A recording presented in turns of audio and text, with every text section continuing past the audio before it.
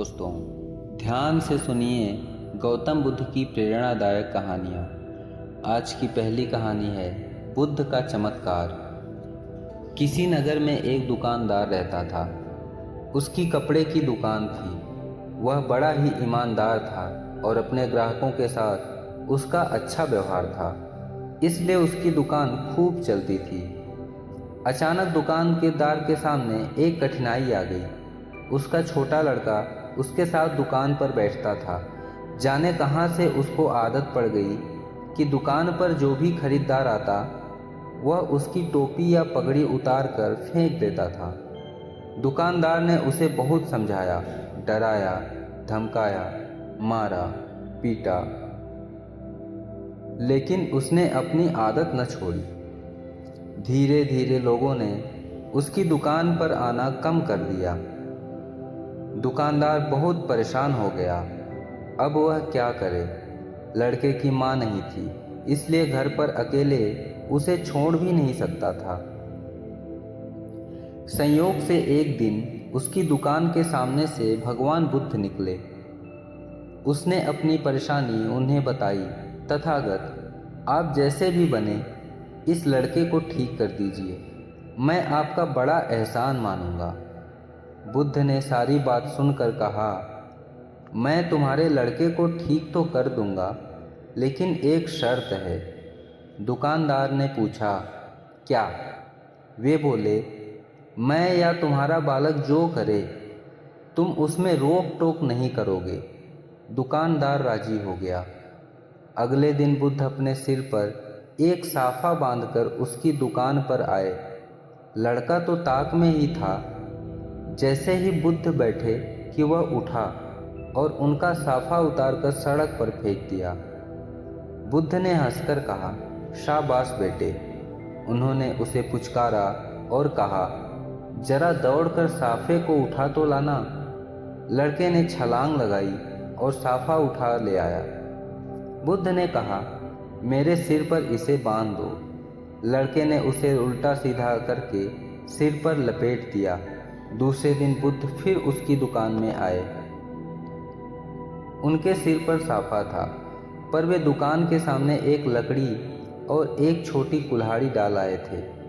दुकान पर आते ही उन्होंने लड़के को अपने पास बुलाया और कहा, बेटा, उस कुल्हाड़ी को उठाकर जरा लकड़ी के टुकड़े कर देना। दुकानदार ने सुना तो वह बड़ा घबराया। कहने को हुआ कि राजा, यह आप क्या कर रहे हो? लड़का अपने पैर काट लेगा, पर वह कुछ न बोलने का वचन दे चुका था। लड़के ने कूद कर कुल्हाड़ी उठा ली और लकड़ी काटने को तैयार हो गया। वह थोड़ी ही देर में थककर लौट आया और बुद्ध के पास बैठ गया।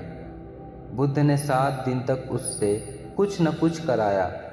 उसके बाद बच्चे की साफा उतारने की आदत एकदम छूट गई। दुकानदार चकित रह गया। उसने बुद्ध से कहा, तथागत, आपने यह क्या चमत्कार कर दिया?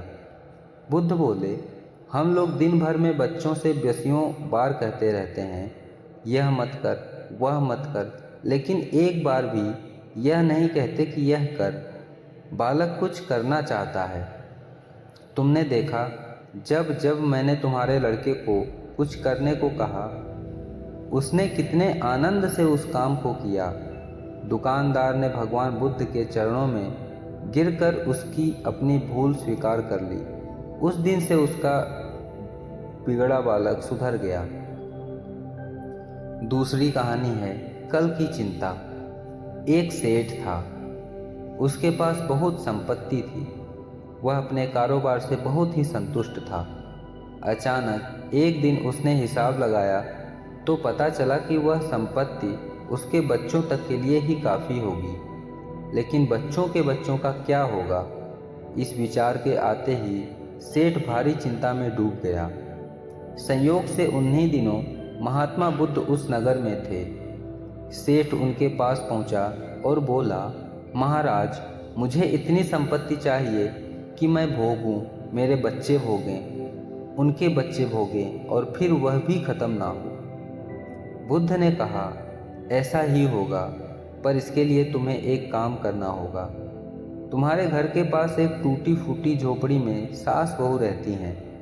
कल उनको एक दिन के खाने का जितना दे आना, बस तुम्हारी इच्छा पूरी हो जाएगी। सेठ की खुशी का ठिकाना न रहा। उसकी रात बड़ी मुश्किल से कटी। दिन निकलते ही वह सीधा लेकर झोपड़ी में पहुंचा।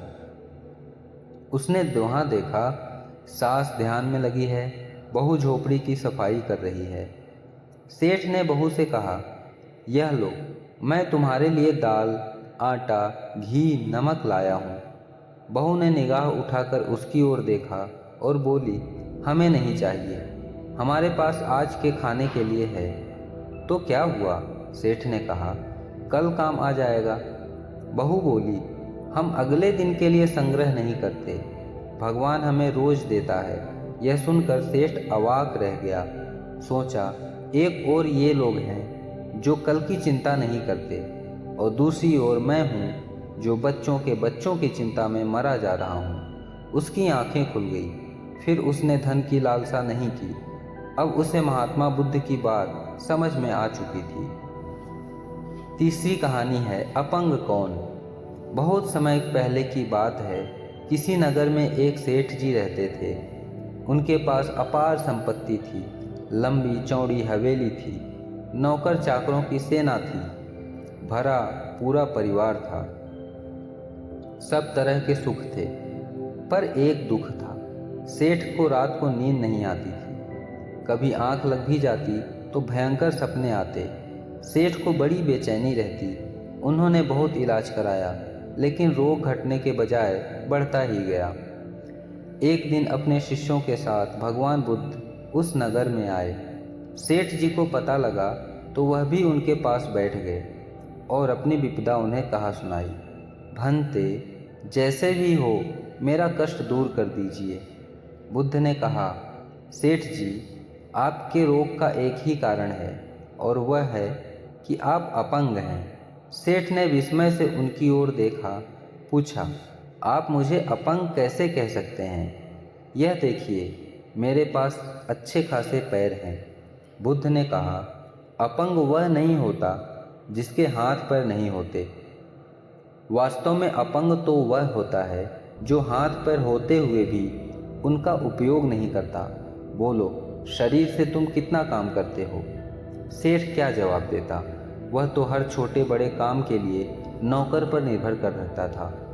बुद्ध ने कहा, अगर तुम अपने रोग से बचना चाहते हो तो हाथ पैर की इतनी मेहनत करो कि थक कर चूर हो जाओ। तुम्हारी बीमारी 2 दिन में दूर हो जाएगी। सेठ ने यही किया। बुद्ध की बात सही निकली। दूसरे दिन रात को सेठ जी को इतनी गहरी नींद आई कि वे चकित रह गए। चौथी कहानी है बुद्ध की सीख। एक राजा था। उसे हर घड़ी इस बात का डर लगा रहता था कि कहीं कोई दूसरा राजा उसके राज्य पर हमला करके उसे मार न डाले। वह सुरक्षा का उपाय सोचने लगा, लेकिन उसकी समझ में कुछ नहीं आता। आखिरकार एक दिन अचानक उसे एक रास्ता सूझा।